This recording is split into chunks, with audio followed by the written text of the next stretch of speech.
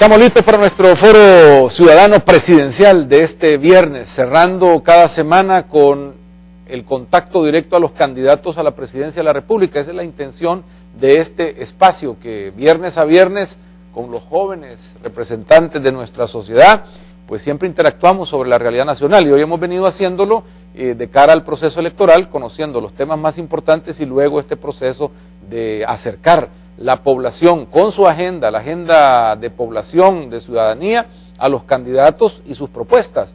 También los jóvenes se preparan analizando profundamente los planes de gobierno que ha presentado cada uno de los partidos, y este es el encuentro, este es el momento en el cual las dudas pueden disiparse con el objetivo de ampliar la posibilidad de decisión de los ciudadanos salvadoreños, que el 2 de febrero vamos a ir a votar para elegir presidente y vicepresidente. El turno en este encuentro es hoy para el candidato del partido Fraternidad Patriota, Óscar Lemus, quien nos acompaña ya en el foro, y agradecemos la presencia, candidato, muy amable por atender la invitación, por estar acá y por querer contribuir también con la forma democrática y de participación que este espacio ha abierto. Muy amable.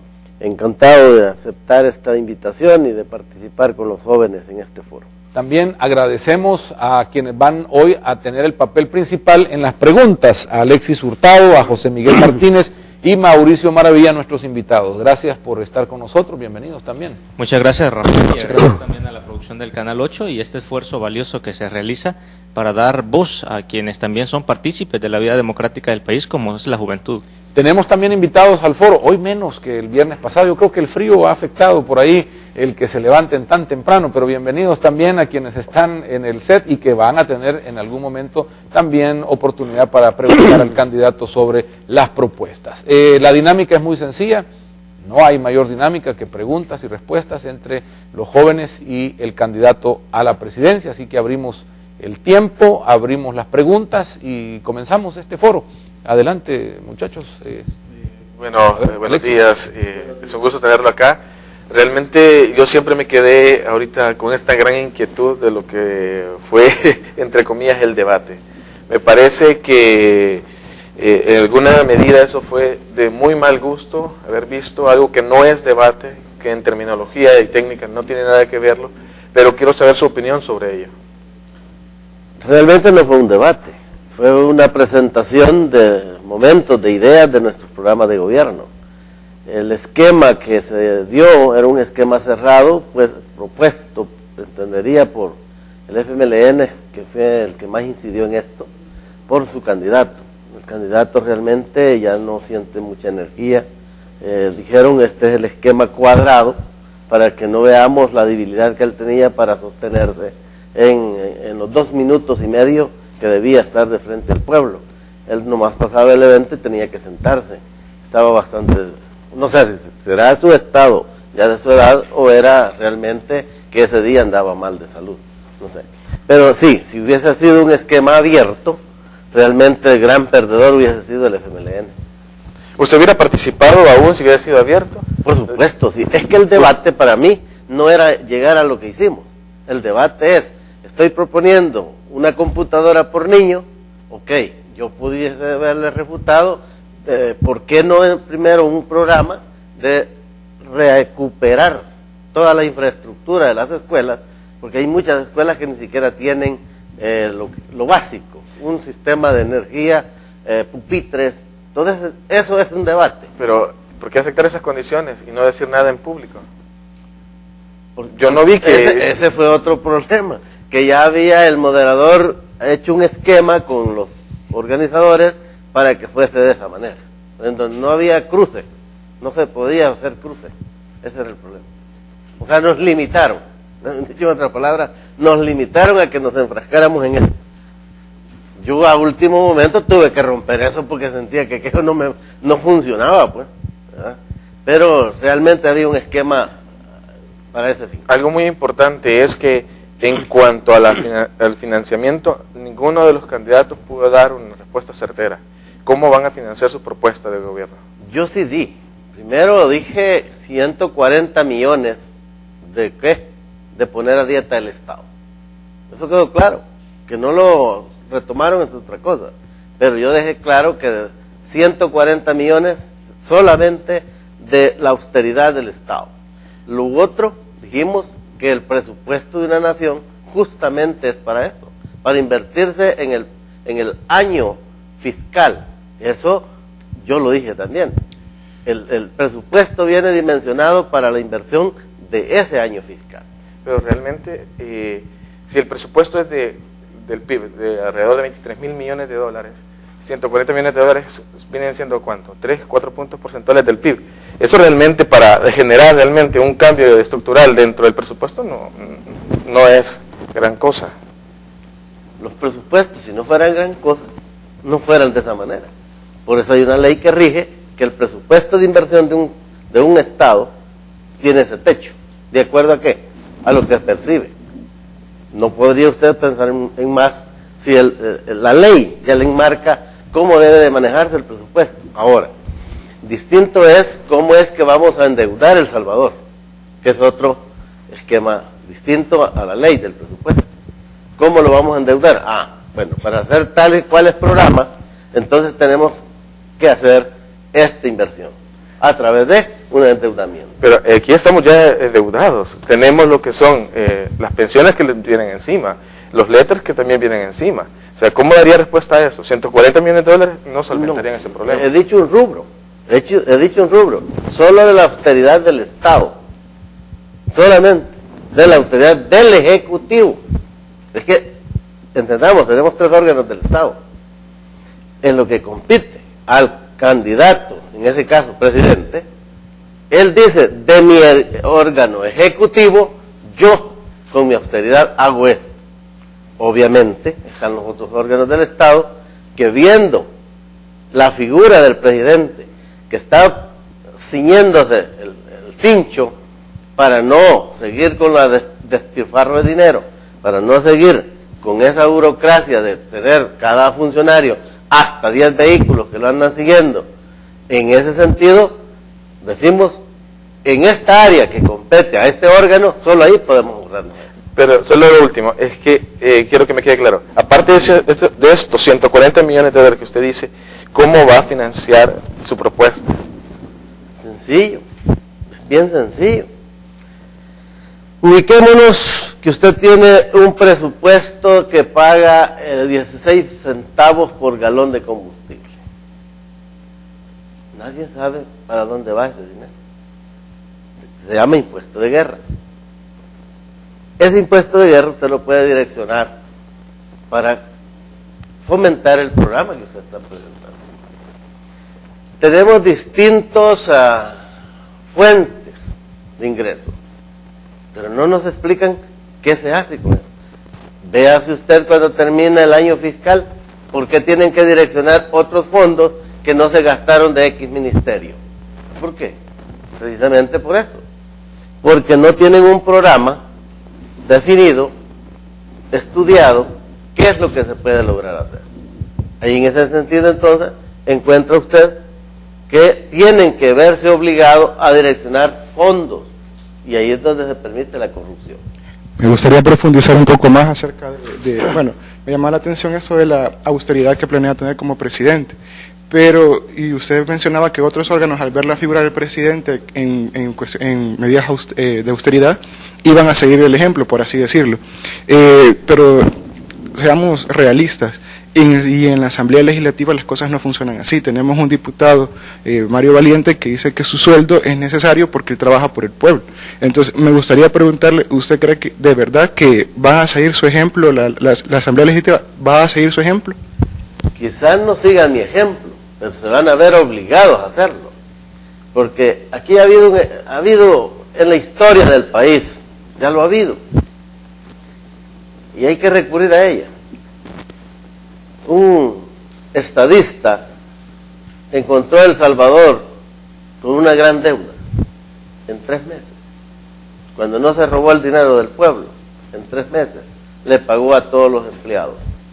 Y es el único en la historia que ha dejado que nuestro país sea realmente soberano e independiente. Maximiliano Hernández Martínez.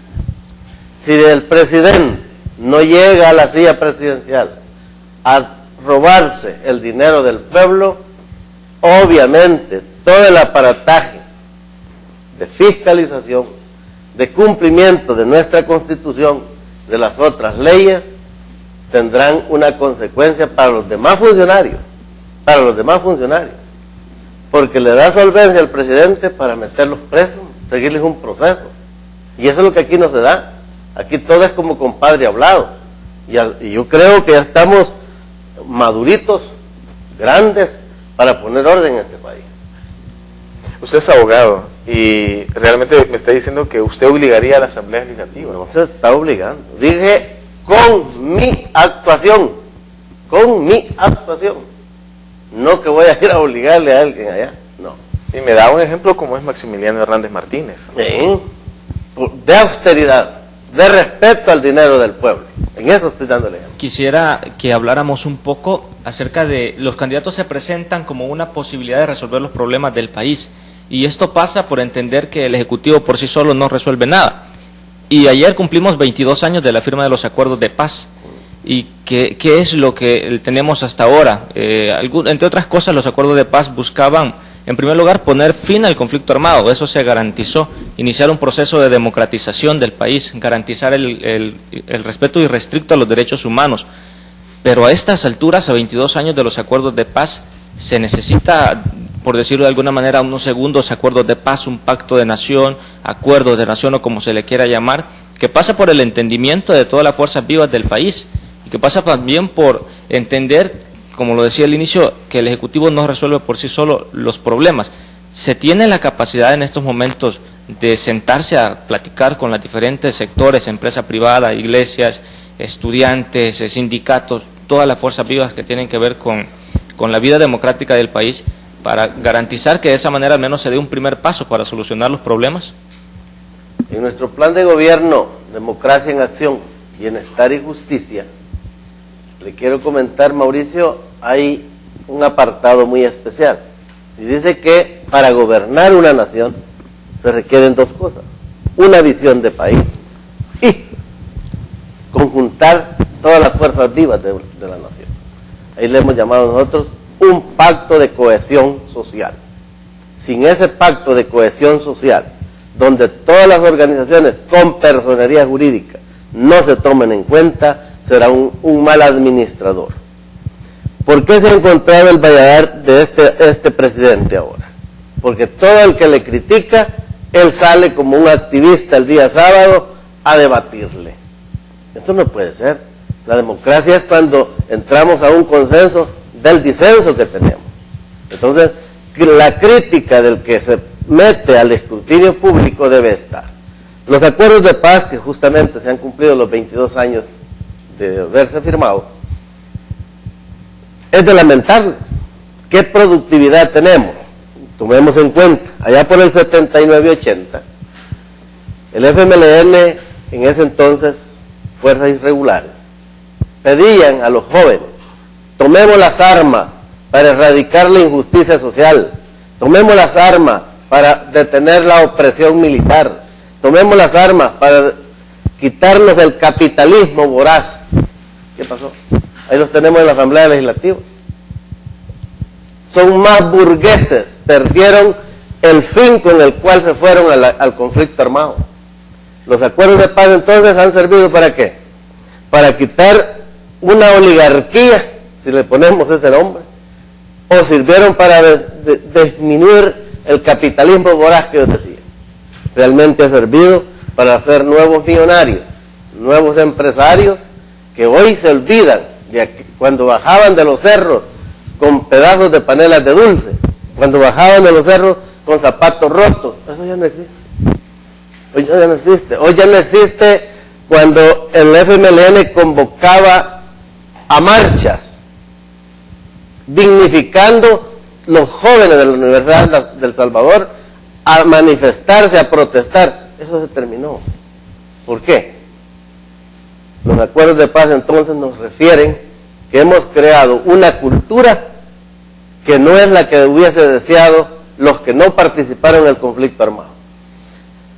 Si se dijo que nos íbamos a un conflicto armado porque no habían espacios de participación social, que es lo único que se puede rescatar de esta firma de los acuerdos de paz, que hoy podemos estar en este foro platicando de la mejor manera. Antes no se podía. Eso quizás sea como el logro que por hoy tendríamos de los acuerdos de paz. Pero si ese fuese el único logro, a lo mejor quizás sería una triste historia, pero se garantizó también que nacieran instituciones como la Procuraduría para la Defensa de los Derechos Humanos, la Policía Nacional Civil. Es decir, mi pregunta iba en el sentido de que si usted se siente con la capacidad de impulsar un proceso de diálogo a nivel nacional, o como se le quiera llamar, para iniciar de verdad a solucionar problemas de nuestro país, porque hay problemas de inseguridad que son, según los sondeos de opinión pública, el problema que más aqueja a los salvadoreños. ¿De qué manera solucionar ese problema? ¿Se puede solucionar solo desde el Ejecutivo o se necesita también del apoyo, del aporte de la sociedad, es decir, de los diferentes actores? Por supuesto, el pacto de cohesión social que he aludido, precisamente ya eso. Cuando se involucran todos los sectores vivos, representados, nos permite entonces decir, ok, no soy yo el gobernante, yo soy el administrador, yo tengo la visión de cómo hacer este desarrollo para la nación. Justamente es eso. ¿Cómo lograrlo es el punto? ¿Cómo lograrlo? Porque hay segmentos de la sociedad ideologizados. Ahí es donde vamos a tener como los obstáculos. No se van a prestar para hacer un cogobierno, que la sociedad salvadoreña cogobierne con el que está en el Ejecutivo. El intento se hace por democratizar a través de la convocatoria del Pacto de Cohesión Social, que involucra a todos los sectores. Pero yo le agrego algo a este punto. Si el pueblo decidiese que Óscar Lemus es el que va a estar en la silla presidencial, y ahí entramos ya en un tema que para algunos es espinoso, tocar la Constitución de la República de El Salvador. Este libro sagrado nos enmarca a nosotros como un gobernante qué hacer. Mire, si nos encontramos que hay segmentos de la sociedad en resistencia, convocar al pueblo. Si el que llega a la silla presidencial no llega por su linda cara, no llega por el programa que esté ofreciendo de gobierno, llega porque el pueblo dice, estoy harto de tanta mentira, de tanta corrupción, de tanta mafiada que hace uno u otro. Porque usted no va a distinguir quién es de izquierda y quién es de derecha en este caso. Hoy estamos hablando de corruptos de los dos lados. En ese sentido, si nosotros nos encontramos con resistencia, convoquemos a la opinión popular. El pueblo va a desentrampar todo eso. Me gustaría interrumpir un poco. Yo sí creo que son necesarias las propuestas de los candidatos para que el candidato precisamente llegue a la presidencia. Y entrando más en materia, usted, rescatándolo del debate, hablaba la vez pasada y que tenemos el 3.2 asignado a la educación. Y usted dijo que era necesario subirlo al 6.5. Vale. ¿Cómo, a qué áreas pretende quitarle presupuesto para subir el presupuesto a la educación? Fíjese que ¿dónde encuentra usted en sus ojitos que hay un saque de dinero incontrolable? En la publicidad de la imagen del mandatario. Es un despilfarro tremendísimo cuando en todas las emisoras, en todas las televisoras, en los medios escritos, usted ve la gestión de ese gobierno. Ese es un despilfarro tremendísimo. Entonces, ¿por qué tener que estar pagando publicidad si es la tarea que tiene el mandatario de hacerlo? Está bien que convoque a medios y que a través de los medios se inaugure tal o cual obra. Hasta ahí creería yo nos quedaríamos. Se dice, yo no tengo ese dato exacto, pero que son alrededor de $300,000 por cada publicidad que se mete. Y de eso le regresa un porcentaje al mismo gobierno. O sea, es un negocio. En ese sentido nosotros creemos que si ponemos en austeridad real la gestión del gobierno, tendremos recursos para poder dar ese incremento a la educación, que es vital para nosotros. Y el área de salud también se podría financiar con esa austeridad del Ejecutivo. Por supuesto, mire, es que el problema es que aquí tenemos, solo póngase a pensar cuánto nos estamos ahorrando, solo con quitarle esas caravanas que tienen los funcionarios, con rebajarles los jugosos salarios que tienen muchos funcionarios que dicen ser asesores y ni siquiera a eso llegan muchos, los salarios de los ministros. Si el país está en crisis, hay que ser solidario. Hay familias salvadoreñas que no tienen ni siquiera acceso al salario mínimo. Todo eso hay que ser coherente, solidario. ¿Para qué? Si los funcionarios de mi gobierno, y se lo voy a poner con un ejemplo, usted, si yo le digo, hágase cargo del Ministerio de la Juventud y Emprendedurismo, porque nosotros estamos proponiendo en nuestra plataforma de gobierno elevar del rango que tiene hoy el INJUVE a Ministerio de la Juventud y Emprendedurismo. ¿Me aceptaría usted ganar $1,500? ¿Me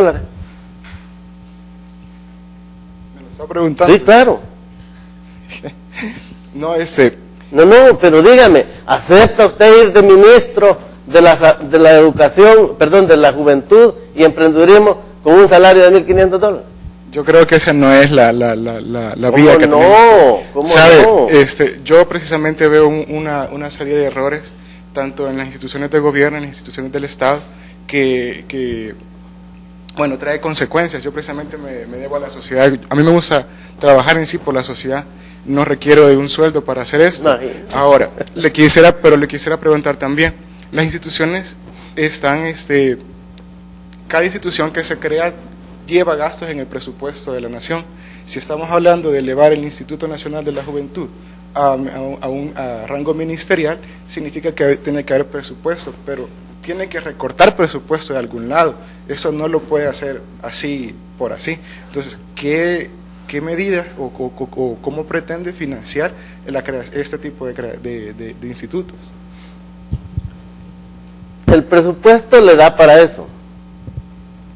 Bueno, entonces lo voy a plantear en otro escenario más pragmático. Y eso usted lo ha visto. Y Mauricio, que es un hombre que le gusta explicar algunos detalles de la sociedad, sabrá lo que voy a decir. ¿Cómo se explica que un mandatario llega con un capital a la silla presidencial y sale archimillonario? ¿De dónde agarra ese dinero? ¿De dónde? Entonces sí hay liquidez, ¿verdad? Sí lo hay. Para que él se haga millonario de la silla presidencial es que hay liquidez. Entonces, ahí se explica que si se administra para el pueblo, obviamente alcanza el presupuesto. Alcanza. Es que ese es el punto. El problema es que nos hacen ver como que estamos viviendo una gran crisis, pero a los 6 meses de llegar a la silla presidencial están comprando propiedades. Ahí está la respuesta. Esto pasa por la dignificación de la función pública, es decir, por supuesto, porque los políticos ya no son percibidos desde la sociedad como la solución, sino como parte del problema. Es decir, si hay un funcionario dentro del gobierno que entra alquilando casas o como sea, con una realidad poco parecida a la que nosotros tenemos, y sale, como usted lo expresa, que con lujos y todo eso, entonces ya la gente comienza a desconfiar no solamente de los políticos de turno, sino del mismo sistema, es decir, del mismo sistema partidocrático que se presenta como la solución a nuestros problemas, pero que sin embargo se van agudizando los problemas y no vemos en este sistema político tal y como está en estos momentos un horizonte claro de cómo solucionar problemas, porque vemos elecciones cada 3 o cada 5 años, pero los problemas siguen y la delincuencia continúa, los niveles de pobreza siguen aumentando, no hay crecimiento económico. Entonces, ¿cómo cambiar esa triste concepción? Y no solo concepción, sino realidad que tenemos. Esa realidad la estoy poniendo de manifiesto yo. 16 PNC asignados a la presidencia o la candidatura de Óscar Lemus. Vea, no hay nadie allá afuera. Ando solo. Desde ahí estamos dando un ejemplo de austeridad. Yo les dije a los encargados, esta fórmula presidencial no hará uso de esa seguridad que nos han ofrecido para la candidatura. ¿Por qué? Porque estamos siendo solidarios con las familias que hoy mismo están sufriendo un dolor, un luto de estar siendo extorsionados, de estar velando a un pariente, porque el Estado no le está garantizando seguridad a las víctimas, no se está haciendo nada por las víctimas. En ese sentido, me sentiría avergonzado andar con guardaespaldas, PNC. ¿Dónde queda entonces lo que estoy ofreciendo de austeridad del Estado? ¿Dónde queda? Desde por ahí partamos. Tenemos realmente gobernantes que se usufructan del dinero del pueblo. No podemos continuar así. El crecimiento del PIB durante los 30 años ha sido del 2%. Es bonito pensar que con buena voluntad se podrían hacer grandes cosas, pero más allá de la buena voluntad está una realidad en la cual tenemos una carestía real, un vacío en las arcas del Estado real. El hecho de querer solamente aumentar a la educación 3.5 porcentuales sobre el PIB, que anda alrededor de 34 millones de dólares, más o menos por punto porcentual, o sea, es como decirle que va a resolver, igual que el otro candidato, Norman Quijano, que con vender la casa presidencial va a resolver los problemas de la nación. Entonces, en concreto, ahí sí es cierto que se debe de manejar austeridad, pero eso no solucionaría los problemas estructurales del país. Si bien es cierto, se puede en alguna medida tomar políticas reales de austeridad que pueden bajar muy poco sobre realmente los gastos que tiene el gobierno, sobre el presupuesto nacional. Entonces, la generación de empleo, lo que tenemos hoy, que son jóvenes, miles de jóvenes que son universitarios que no tienen empleo, la poca entrada de empresas del extranjero, el poco incentivo empresarial interno. ¿Cómo usted ve el hecho de que estos grandes apellidos, estas grandes familias que antes invertían en el país o están invirtiendo en Nicaragua, están invirtiendo afuera? Entonces, ese dinero, que son miles de millones de dólares que salen, que no están entrando acá, también genera un vacío y que eso nos está también llevando a una crisis. La ilusión y la evasión fiscal también. Ahora, no se ha tocado esto, la ilusión y la evasión, que eso es importantísimo. ¿Cómo ve esto? ¿Realmente hay poderes detrás de todo esto? ¿Cómo se va a manejar esto? Entonces, en la realidad no solamente es la buena voluntad, sino que es plantearse eso, pero muy fríamente. Y eso en ningún plan de gobierno lo he visto. Eso que dijo me gusta. Fríamente, esa es la palabra clave. Fríamente. Mire, la evasión y la elusión fiscal.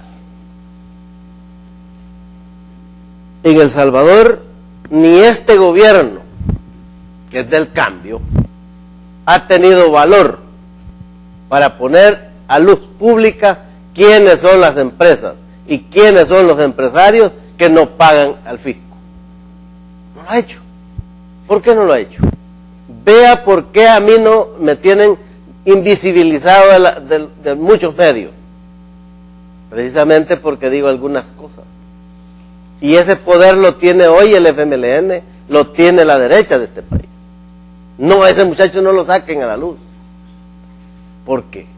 Si nosotros sacamos nombre de empresa, nombre de empresario, ¿qué va a pasar? Se va a ver obligado a hacerlo, a pagar. Tengo conocimiento que hay un empresario que solo él debe alrededor de 200 millones. Solo imagínese usted cuánto percibe. ¿No puede decir quién es, ya que usted puede decir? Pero yo digo, no sé, dicen que hay un empresario que debe, ¿y cómo voy a tener acceso a esto? Si eso es del Estado. Pero solo fíjese usted, quien debe de haberlo puesto a la luz pública es este supuesto gobierno del cambio. No lo han hecho. ¿Por qué no lo han hecho? Sencillo, sencillo. Ve esa millonaria campaña que están haciendo. ¿Quién cree? ¿Cree usted que don Norman tiene el dinero para pagar su campaña? ¿Cree usted que don Salvador Sánchez Serén tiene ese dinero para esa campaña? No, mi estimado joven, no la tienen. Yo sí estoy haciendo una campaña con mi propia bolsa.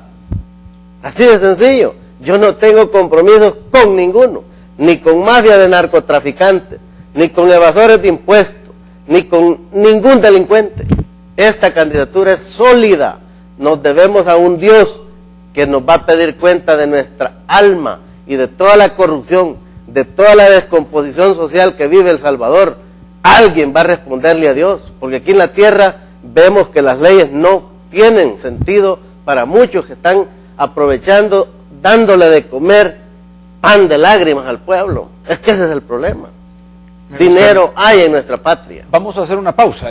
Tenemos que detenernos un segundo y creo que todavía hay algunas partes de esto que es interesante, el tema de la evasión, ilusión y de la economía, que podemos tocar en el siguiente segmento. Y también si hay espacio para escuchar algunas propuestas más puntuales dentro del programa, porque es importante también conocer lo que el candidato ofrece en ciertas áreas, aparte de la economía, educación, salud, ¿verdad? Probablemente podamos entrar hasta ahí. Y vendremos con las preguntas de quienes están también en el foro. Enseguida volvemos.